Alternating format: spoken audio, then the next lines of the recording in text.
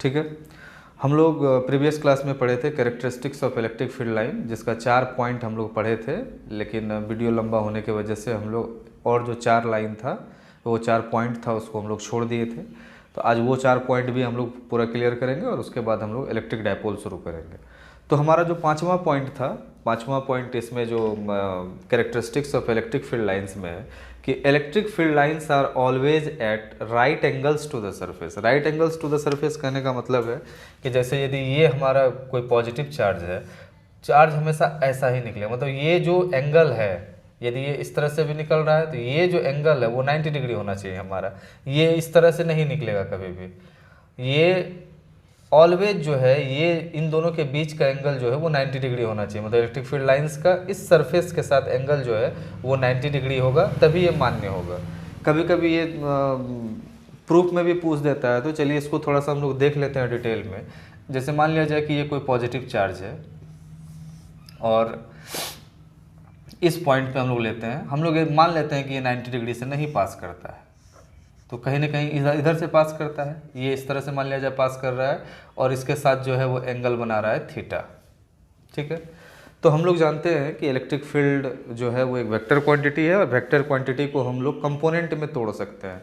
तो कंपोनेंट में तोड़ने के लिए आप लोग जान रहे हैं कि जिसके साथ एंगल बनता है उधर हम लोग कॉस में तोड़ते हैं। तो ये हमारा ई कॉस थीटा और ये हमारा हो जाएगा ई साइन थीटा।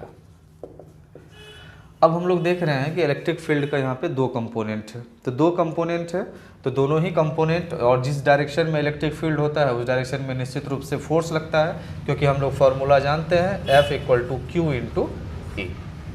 अब यहाँ पे देखिए थोड़ा सा, ये जो यहाँ पे है चार्ज्ड पार्टिकल, ये इस सरफेस के साथ इसको इस तरह से मूव करना चाहिए और हमारा फोर्स भी इस तरह से लग रहा है। तो हम लोग सबसे पहले ये देखते हैं कि ये जो इलेक्ट्रिक फील्ड है ई कॉस थीटा, इसके डायरेक्शन में फोर्स कितना है।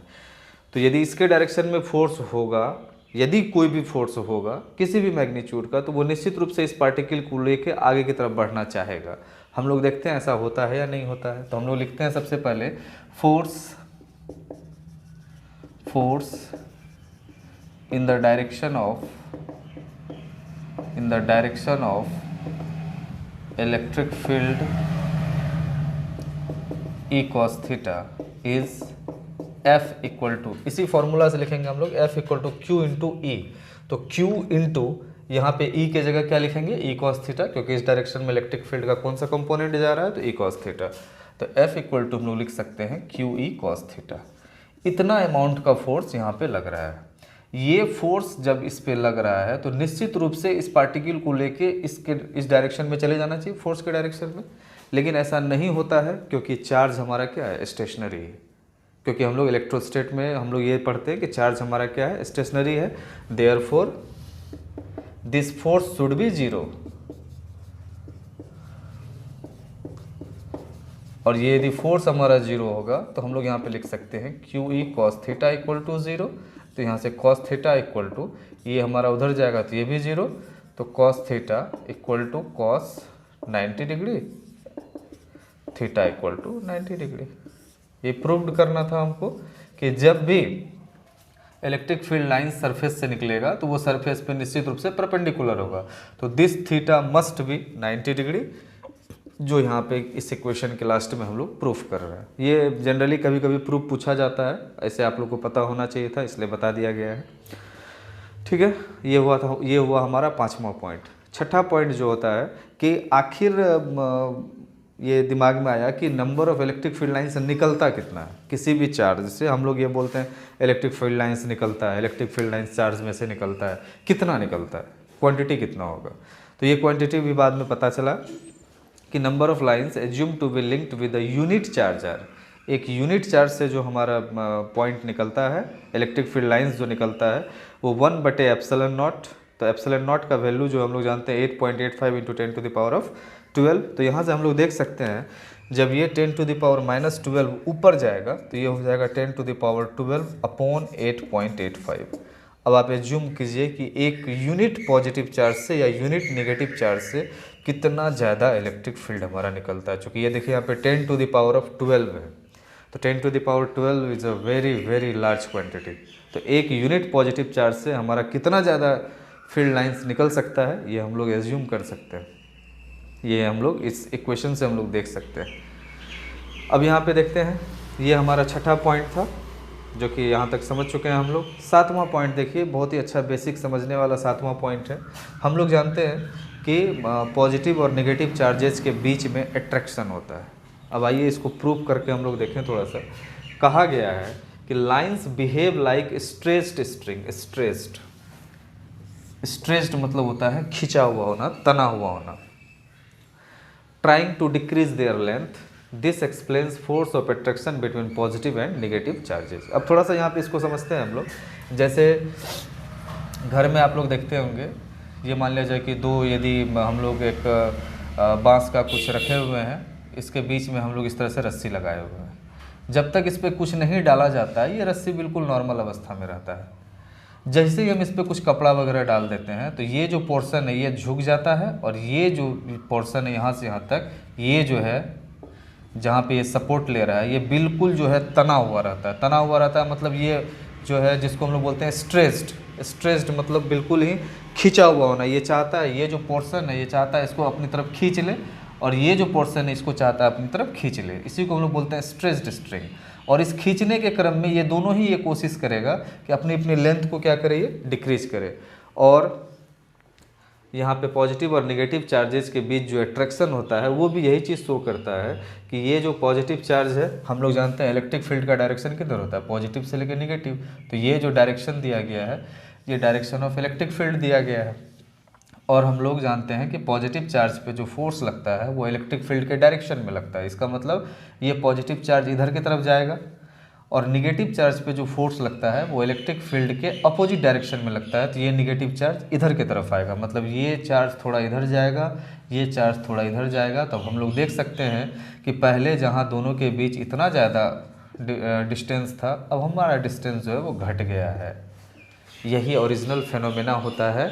और ये जो सातवां जो हमारा कैरेक्टरिस्टिक्स है, ये एक्सप्लेन करता है फोर्स ऑफ अट्रैक्शन को, क्योंकि ये पॉजिटिव और negative charge always stressed string मतलब खींचा हुआ रस्सी के रूप में बिहेव करता है, जो हमेशा अपने लेंथ को क्या करता है, डिक्रीज करना चाहता है।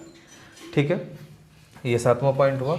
आठवां पॉइंट देखिए, the lines laterally repel each other that indicate the force of repulsion between similar charges.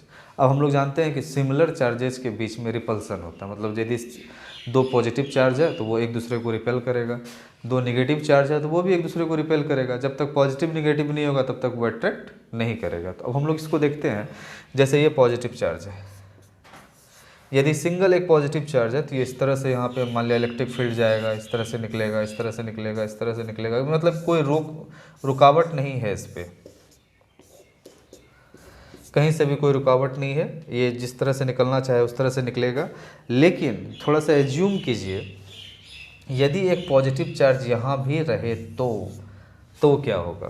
तो क्या होगा हम लोग देख लेते हैं इसको थोड़ा सा। देखिए यहाँ पे इधर का तो जो भी लाइन है वो जाएगा ही, क्योंकि कोई भी पॉजिटिव चार्ज नहीं है। लेकिन इधर जो है तो आपका इधर देखिए, इधर का जो इलेक्ट्रिक फील्ड लाइन्स है, थोड़ा सा ये क्या करेगा समझिए। जैसे ये इस तरह से,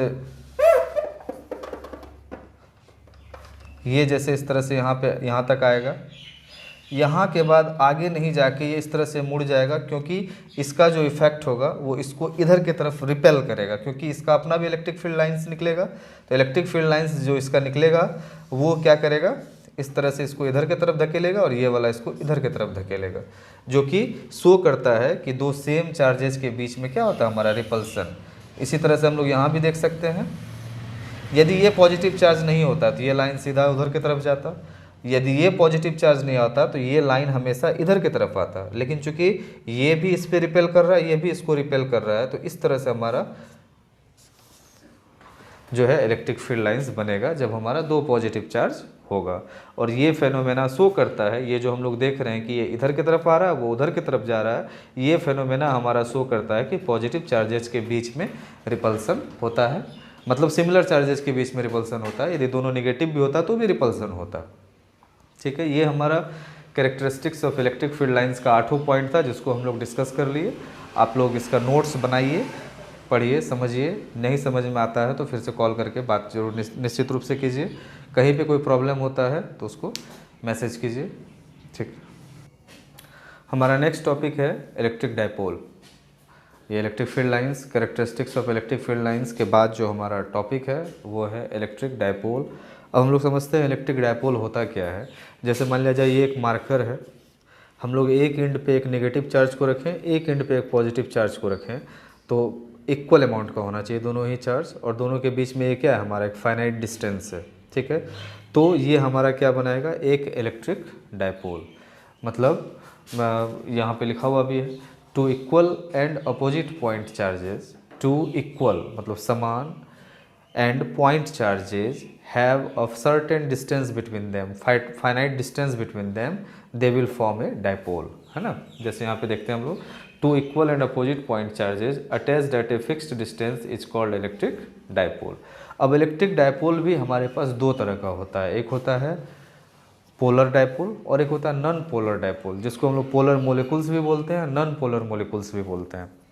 तो पहला जो होता है हमारा पोलर डायपोल्स, उसमें क्या होता है कि पॉजिटिव और नेगेटिव चार्जेस के बीच में एक डिस्टेंस खुद ब खुद क्रिएट पहले से ही रहता है, हम लोग को क्रिएट नहीं करना पड़ता है। जैसे उसका एग्जांपल हम लोग देखते हैं, पहले तो इसका डेफिनेशन देख लीजिए। When centre of positive and negative charges do not coincide and have distance between them, these are called polar molecules और डायपोल्स। अब समझिए थोड़ा सा, इसमें हम लोग इसका एग्जांपल में हम लोग देखते हैं। जैसे एक चार्ज मान लिया जाए माइनस क्यू यहाँ पे है और एक चार्ज यहाँ पे है प्लस क्यू, ये हो गया हमारा सेंटर। इस डिस्टेंस को हम लोग L लेते हैं, ये डिस्टेंस भी हमारा क्या हो गया L। अब यहाँ पे देख रहे हैं एक एंड पे हमारा एक नेगेटिव चार्ज है Q अमाउंट का, और दूसरे एंड पे हमारा Q अमाउंट का पॉजिटिव चार्ज है, और दोनों के बीच में कुछ ना कुछ सर्टेन डिस्टेंस है। दोनों के बीच के डिस्टेंस को हम लोग जनरली हमेशा याद रखिएगा 2L ही लेते हैं, मतलब ये L प्लस ये L, तो ये हमारा क्या हो गया 2L। तो ये हमारा क्या बना रहा है, एक डायपोल बना रहा है। और कौन सा डायपोल बना रहा है, तो ये पोलर मोलिकुल्स या पोलर डायपोल्स बना रहा है। ठीक है, अब इसका और भी कुछ एग्जांपल लेते हैं। जैसे एग्जांपल में लेते हैं हम लोग NaCl, आप लोग जानते हैं ये नमक का जो है रासायनिक नाम है, Na प्लस होता है और Cl माइनस। अब इसको देखते हैं, जैसे हम लोग, जैसे ये हमारा Na मोलिकुल यदि है, Cl चूँकि Cl का साइज बड़ा होता है, तो इस तरह से हम लोग यदि बना दें यहाँ पे, ये हो गया हमारा मान लिया जाए क्लोरीन, तो ये प्लस और ये क्या है हमारा माइनस। इन दोनों के बीच में भी यहाँ पे हमारा क्या है, डिस्टेंस है, तो निश्चित रूप से ये NaCl भी कैसा बनाएगा, एक हमारा पोलर डायपोल बनाएगा। क्योंकि हम लोग क्या देख रहे हैं कि पॉजिटिव और नेगेटिव के बीच में क्या है, एक सर्टेन डिस्टेंस है। इस डिस्टेंस को चाहे तो हम लोग 2L मान सकते हैं। तो ये हमारा जो है किस तरह का डायपोल बनाया, पोलर डायपोल, क्योंकि यहाँ पे पॉजिटिव और नेगेटिव चार्जेस के बीच में क्या है, कुछ ना कुछ एक फाइनाइट डिस्टेंस है। क्योंकि हम लोग जानते हैं, केमिस्ट्री में आप लोग पढ़े होंगे, बॉन्डिंग जो होता है ये यहाँ से इस तरह से, ये एक दूसरे को पेनिट्रेट नहीं कर सकता, एक दूसरे को ये पार नहीं कर सकता है, ये इसी तरह से बॉन्डिंग बनता है। और ये जो डिस्टेंस है, ये डिस्टेंस हमेशा हमारा फिक्स रहता है। तो फिक्स डिस्टेंस, और ये दोनों ही चार्ज क्या है, सेम अमाउंट का है, और दोनों के बीच में कुछ ना कुछ डिस्टेंस है, इसलिए हम लोग बोल सकते हैं कि एक डायपोल बना रहा है। कौन सा डायपोल, तो पोलर डायपोल। अब आइए दूसरा एग्जांपल हम लोग लेते हैं H2O का। तो H2O का देखिए कंस्ट्रक्शन आप लोग केमिस्ट्री में शायद से पढ़े होंगे, इस तरह से होता है, ये H प्लस, ये H प्लस, और ये हमारा माइनस माइनस, और इसके बीच का जो एंगल होता है, ये एंगल होता है 120 डिग्री। तो 120 डिग्री एंगल होता है। अब यहाँ पे देखिए, एक प्लस यहाँ पे है, एक प्लस यहाँ पे है, इन दोनों का इफेक्ट कहीं ना कहीं यहाँ इसके बीच में पड़ेगा, यहाँ पे, क्योंकि 120 डिग्री है और यहाँ पे H प्लस है, तो इन दोनों का रिजल्टेंट हमको निकालना पड़ेगा। तो रिजल्टेंट कहीं ना कहीं हम लोग जानते हैं कि यदि जैसे दो फोर्स है, एक फोर्स ऐसा है, एक फोर्स ऐसा है, तो हम लोग जानते हैं रिजल्टेंट कहीं ना कहीं इस तरह से जाता है बीच में। तो उसी तरह से जैसे यहाँ पे है, एक यहाँ पे हमारा, एक यहाँ पे है, तो निश्चित रूप से रिजल्टेंट जो आएगा हमारा, रिजल्टेंट कहीं ना कहीं इन दोनों के बीच में यहाँ आएगा। तो ये हो गया प्लस आयन, और यहाँ पे हमारा जब देख रहे हैं कि नेगेटिव है, तो दोनों के बीच में फिर से डिस्टेंस हमारा है क्रिएटेड, 2L डिस्टेंस। तो जब दोनों के बीच में डिस्टेंस है और एक माइनस है और एक प्लस है, तो निश्चित रूप से ये भी हमारा क्या बनाएगा, एक डायपोल बनाएगा। और उस डायपोल को हम लोग बोल सकते हैं पोलर डायपोल, और इसी का दूसरा नाम है हमारा पोलर मॉलिक्यूल्स भी इसको बोला जा सकता है। तो ये आप लोग नोट डाउन करेंगे, ये हमारा है पोलर डायपोल। अब देखिए इन सब चीज़ों में हम लोग क्या देख रहे हैं कि निगेटिव और पॉजिटिव चार्ज के बीच में जो है डिस्टेंस खुद ब खुद है, डिस्टेंस हमको क्रिएट नहीं करना पड़ा है। जैसे यहाँ भी तो निगेटिव और पॉजिटिव के बीच में डिस्टेंस है, ये डिस्टेंस हमको क्रिएट नहीं करना पड़ा है। यहाँ भी हमारा देख रहे हैं क्या कि पॉजिटिव और नेगेटिव के बीच में डिस्टेंस पहले से है, इस डिस्टेंस को हमको क्रिएट नहीं करना पड़ा है। अब दूसरे तरह का जो डायपोल होता है उसमें होता क्या है कि पॉजिटिव और नेगेटिव चार्जेस के बीच, पॉजिटिव और नेगेटिव चार्जेस का जो सेंटर होता है वो कोइंसाइड कर जाता है, एक ही जगह पे आ जाता है। तो वहाँ पे हमको डिस्टेंस बनाना पड़ता है। वो डिस्टेंस हम लोग कैसे बनाते हैं समझते हैं। जैसे यहाँ पे देखिए सेकेंड में जो है, if centre of positive and negative charges coincide then under effect of external electric field a distance is created between them and they behave as dipoles. These are also called non-polar molecules और non-polar dipoles। कहने का मतलब है कि यहाँ पे positive और negative charges का जो सेंटर होता है वो कोइंसाइड करता है और यहाँ पे हमको डिस्टेंस क्रिएट करना पड़ता है। डिस्टेंस कैसे क्रिएट करते हैं समझिए थोड़ा सा। जैसे इसका एग्जाम्पल में होता है CO2 होता है, CH4 होता है। जैसे अब CO2 के बारे में आप लोग जान रहे होंगे। जैसे यहाँ पे C है,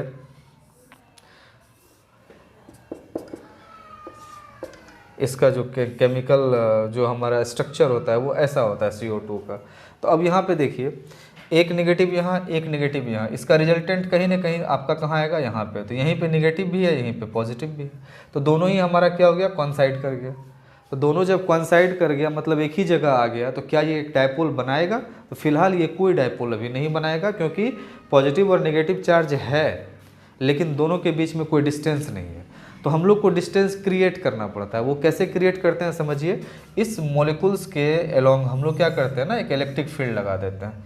ये इस तरह से हम लोग यूनिफॉर्म इलेक्ट्रिक फील्ड जो है, जिसका मैग्नीट्यूड E है, यूनिफॉर्म इलेक्ट्रिक फील्ड लगा देते हैं। तो इस यूनिफॉर्म इलेक्ट्रिक फील्ड से क्या होता है समझिए थोड़ा सा। जैसे ये पॉजिटिव चार्ज है, तो पॉजिटिव चार्ज पे जो फोर्स लगता है वो इलेक्ट्रिक फील्ड के अलोंग लगता है, तब ये पॉजिटिव चार्ज थोड़ा सा खिसक के इधर आ जाता है due to this electric field, चूँकि इलेक्ट्रिक फील्ड की वजह से इस पर फोर्स लगा है। और ये निगेटिव चार्ज जो है, तो निगेटिव चार्ज पे जब भी फोर्स लगता है तो वो इलेक्ट्रिक फील्ड के अपोजिट डायरेक्शन में लगता है। तो इलेक्ट्रिक फील्ड के अपोजिट डायरेक्शन में यदि फोर्स लगेगा तो वो निश्चित रूप से खिसक के थोड़ा इधर आ जाएगा। तो इधर जब आ गया, अब हम लोग क्या देख रहे हैं कि ये निगेटिव और पॉजिटिव के बीच में कुछ ना कुछ डिस्टेंस क्रिएट हो गया है, तब हम बोल सकते हैं कि ये एक डायपोल बनाता है। तो कहने का मतलब है कि नॉन पोलर डायपोल या नॉन पोलर मॉलिक्यूल्स में डायपोल खुद ब खुद नहीं बनता है, क्योंकि यहाँ पे पॉजिटिव और नेगेटिव चार्जेस का जो सेंटर होता है वो कोइंसाइड करता है। लेकिन जब हम लोग एक एक्स्ट्रा इलेक्ट्रिक फील्ड लगाते हैं तो उस इलेक्ट्रिक फील्ड के वजह से पॉजिटिव चार्ज इलेक्ट्रिक फील्ड के डायरेक्शन में चला जाता है और नेगेटिव चार्ज इलेक्ट्रिक फील्ड के अपोजिट डायरेक्शन में जाना चाहता है, जिसके वजह से दोनों के बीच में डिस्टेंस क्रिएट होता है और हम लोग बोलते हैं कि इलेक्ट्रिक डायपोल फॉर्म हो गया। और पोलर मॉलिक्यूल्स में क्या होता है कि हमको इलेक्ट्रिक फील्ड अप्लाई करने की ज़रूरत नहीं है, क्योंकि यहाँ पे ऑलरेडी दोनों के बीच में डिस्टेंस रहता है। ऐसा नहीं कि यहाँ हम इलेक्ट्रिक फील्ड अप्लाई करते हैं तब डिस्टेंस बनता है। यहाँ विदाउट इलेक्ट्रिक फील्ड अप्लाई किए ही पहले से डिस्टेंस है। तो जहाँ पे डिस्टेंस हमको क्रिएट करके डायपोल बनाना होता है वो होता है हमारा नॉन पोलर डायपोल्स, और जहाँ पे ये ऑलरेडी एक डायपोल के फॉर्म में होता है वहाँ डिस्टेंस हमको क्रिएट करने की ज़रूरत नहीं है इलेक्ट्रिक फील्ड लगा के, वो होता है हमारा पोलर डायपोल्स। तो ये हमारा दो तरह का डायपोल्स है, एक होता है पोलर और नॉन पोलर। उम्मीद करते हैं आप लोग समझ गए होंगे। ठीक है, टाइप्स ऑफ डायपोल के बाद जो हमको टॉपिक पढ़ना है उसका नाम है इफेक्टिवनेस ऑफ इलेक्ट्रिक डायपोल। तो समझिए इफेक्टिवनेस ऑफ इलेक्ट्रिक डायपोल क्या होता है। तो जैसे हम लोग एक डायपोल बनाते हैं, ये -q और यहाँ हम लोग रखते हैं मान लिया जाए +q, और दोनों के बीच का डिस्टेंस क्या है हमारा 2l। ठीक है, तो हम लोग यहाँ पे डायपोल मोमेंट निकाल सकते हैं। Dipole moment vector p equal to, ये p से हम लोग डायपोल मोमेंट को डिनोट करते हैं। दोनों चार्ज में से किसी एक चार्ज को लेना है, क्योंकि दोनों ही चार्ज का मैग्नीट्यूड क्या है हमारा सेम है। तो मान लिया एक चार्ज हम लोग लेते हैं q। ठीक है, ये साइन पे नहीं जाना है आपको, क्योंकि दोनों का मैग्नीट्यूड हमारा क्या है सेम है। q गुना मतलब दोनों चार्ज में से एक चार्ज को लिए और दोनों के बीच का डिस्टेंस, तो दोनों ही चार्ज के बीच का डिस्टेंस क्या है हमारा 2L, तो Q इंटू 2L। तो यही चीज़ जो है हमारा ये कहलाता है इफेक्टिवनेस ऑफ डायपोल, या इसको हम लोग बोल सकते हैं डायपोल मोमेंट भी बोल सकते हैं। तो वही चीज़ यहाँ पे लिखा हुआ है कि the effectiveness of electric dipole is given by vector P equal to Q into 2L। ये जो है हमारा where P is called dipole moment, P जो है हमारा क्या कहलाता है डायपोल मोमेंट कहलाता है, Q इज चार्ज, ये Q हमारा charge, and 2L is distance between charges.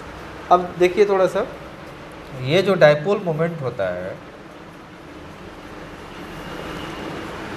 Dipole moment vector P, ये एक वेक्टर क्वांटिटी होता है, is a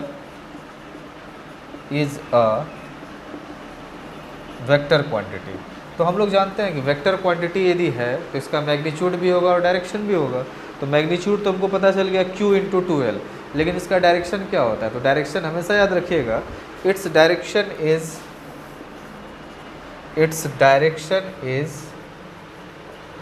direction is always from negative to positive charge, negative to positive charge. जैसे यहीं पे हमारा, जैसे ये -Q चार्ज है, ये +Q है, तो नेगेटिव टू पॉजिटिव मतलब डायपोल मोमेंट का डायरेक्शन ऐसा हो जाएगा। यदि कहीं पे डायपोल ऐसा बनाया हुआ है कि इधर ही हमारा मान लिया जाए +Q रखा हुआ है और यहाँ मान लिया जाए -Q रखा हुआ है, तो नेगेटिव टू पॉजिटिव, तो डायपोल मोमेंट का डायरेक्शन ऐसा हो जाएगा, डायरेक्शन ऑफ डायपोल मोमेंट। अब थोड़ा सा एक चीज़ और देखते हैं हम लोग कि ये जो इलेक्ट्रिक डायपोल होता है, यदि हम इलेक्ट्रिक डायपोल को एक यूनिफॉर्म इलेक्ट्रिक फील्ड में रख देंगे तो इसका इलेक्ट्रिक डायपोल का कोई भी लीनियर मोशन नहीं होता है, ऑलवेज रोटेशनल मोशन होता है। यदि इलेक्ट्रिक फील्ड कैसा है? यूनिफॉर्म। यदि नॉन यूनिफॉर्म है तो कंडीशन अलग होगा, लेकिन यदि यूनिफॉर्म इलेक्ट्रिक फील्ड है तो इसमें हम लोग देखते हैं थोड़ा सा, जैसे -Q +Q, ये डिस्टेंस हमारा L है और ये डिस्टेंस भी हमारा क्या है? L है। टोटल डिस्टेंस 2L है, हम लोग जानते ही हैं। मान लिया जाए इसको एक यूनिफॉर्म इलेक्ट्रिक फील्ड में रख दें, हम इस तरह से एक यूनिफॉर्म इलेक्ट्रिक फील्ड बनाए हम लोग रख देते हैं, ये इलेक्ट्रिक फील्ड E। तो हम लोग जानते हैं कि इलेक्ट्रिक फील्ड के डायरेक्शन में कुछ ना कुछ फोर्स लगता है। तो जैसे ये पॉजिटिव चार्ज है तो पॉजिटिव चार्ज पे इलेक्ट्रिक फील्ड के डायरेक्शन में लगता है। तो इलेक्ट्रिक फील्ड के डायरेक्शन में यहाँ मान लिया जाए कि फोर्स लगा हमारा Q इंटू ई, ये रिलेशन हम लोग जान रहे हैं, F equal to Q into E. Q होता है हमारा चार्ज, E हो गया इलेक्ट्रिक फील्ड, तो ये हमारा E इलेक्ट्रिक फील्ड है यहाँ पे। तो इस चार्ज पे जो फोर्स लगा वो Q ही हमारा ऊपर की तरफ लगा, और सिमिलरली ये जो निगेटिव चार्ज होता है, निगेटिव चार्ज पे जब भी फोर्स लगता है वो इलेक्ट्रिक फील्ड के अपोजिट डायरेक्शन में लगता है। तो यहाँ पे इस तरह से हमारा जो है फोर्स लगेगा, QE इधर की तरफ, QE उधर की तरफ। अब थोड़ा सा यहाँ पे देखिए, यदि हम देखना चाहेंगे तो ये QE ऊपर की तरफ, ये QE नीचे की तरफ, तो हमारा जो टोटल फोर्स है, टोटल जो फोर्स है वो टोटल फोर्स हमारा 0 होगा, क्योंकि एक ऊपर जा रहा है एक हमारा नीचे जा रहा है, मैग्नीट्यूड हमारा सेम है। लेकिन यहाँ पे होता है क्या है कि दोनों ही फोर्स का जो है लाइन ऑफ एक्शन सेम नहीं है। लाइन ऑफ एक्शन सेम होने का मतलब है कि दोनों के बीच में कुछ ना कुछ डिस्टेंस है। यदि ये इस पोर्शन को लेके ऊपर जाएगा तो ये इस पोर्शन को लेके नीचे आएगा, जिसके वजह से ये डायपोल ऐसे करके घूमेगा, ये पोर्शन ऐसे जाएगा, ये पोर्शन नीचे जाएगा, इस तरह से घूमेगा। तो किस तरह से घूमेगा, कितना मोमेंट इस पर लगेगा, ये हम लोग देखते हैं। अब यहाँ पे दो तरह का फोर्स है, एक ये फोर्स है, एक वो फोर्स है। तो टोटल मोमेंट इक्वल टू, आप लोग 11th में पढ़े हैं कि मोमेंट इक्वल टू होता है फोर्स गुना परपेंडिकुलर डिस्टेंस, फोर्स गुना परपेंडिकुलर डिस्टेंस। तो फोर्स गुना परपेंडिकुलर डिस्टेंस, तो अब फोर्स देखिए यहाँ पे क्या है, QE, इस सेंटर के लॉन्ग यदि हम लोग लेते हैं मोमेंट, तो QE गुना क्या हो जाएगा, L। तो यहाँ पे क्या है, QE इंटू L, प्लस एक और भी फोर्स है यहाँ पे QE। तो इस QE के द्वारा भी यदि मोमेंट निकालेंगे तो यहाँ से इसका डिस्टेंस हो गया L, तो QE गुना L plus Q E into L. तो ये जो हमारा है ये निश्चित रूप से कितना आ गया 2 क्यू ई इंटू एल।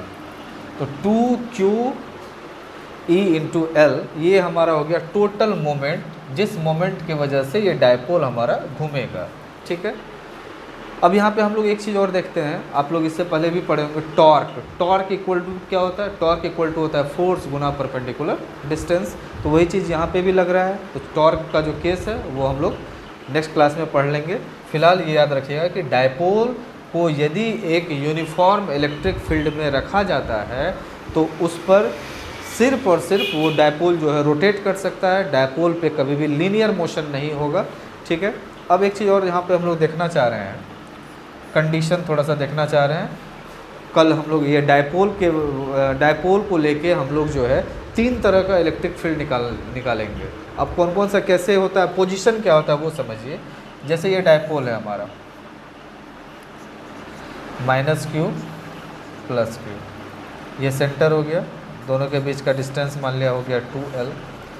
अब यहाँ पे देखिए इन दोनों चार्जेस को मिलाने वाला जो लाइन है उस लाइन के अलोंग यदि कोई पॉइंट रखा हुआ है, कोई भी पॉइंट, चाहे इधर कहीं भी रखा हुआ है, जैसे मान लिया ये पॉइंट P है, ये यदि पॉइंट P है तो हम लोग बोलेंगे point P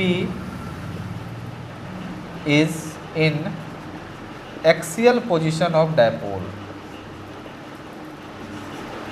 axial position of dipole, क्योंकि ये इन दोनों के एक्सिस को मिलाने वाली रेखा में लाई कर रहा है, इसलिए हम इसको बोलेंगे point P is in axial position of dipole. अब मान लिया जाए यही पॉइंट P वहाँ नहीं होके यदि यहाँ पे होता है,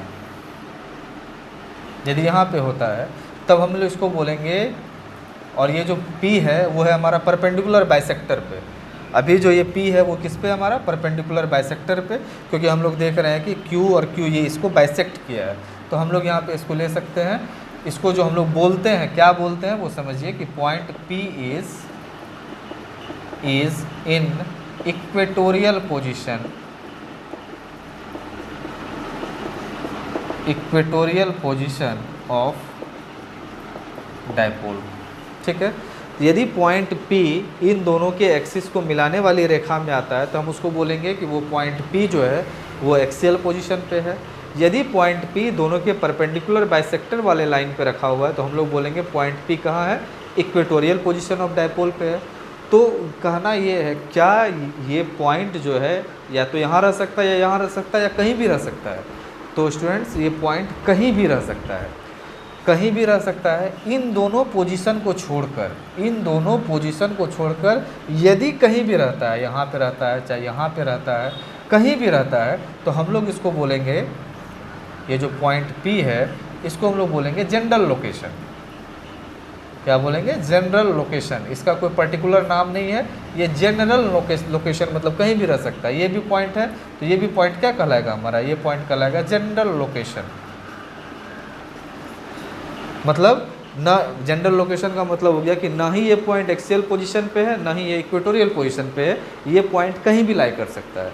तो हम लोग जो है अब नेक्स्ट वीडियो में हम लोग देखेंगे इस तीनों ही पॉइंट पे हम लोग इलेक्ट्रिक फील्ड निकालेंगे due to this dipole. Axial position पे भी निकालेंगे इलेक्ट्रिक फील्ड, इक्वेटोरियल पोजीशन पे भी निकालेंगे, और जनरल लोकेशन पे भी हम लोग डायपोल का इलेक्ट्रिक फील्ड निकालेंगे।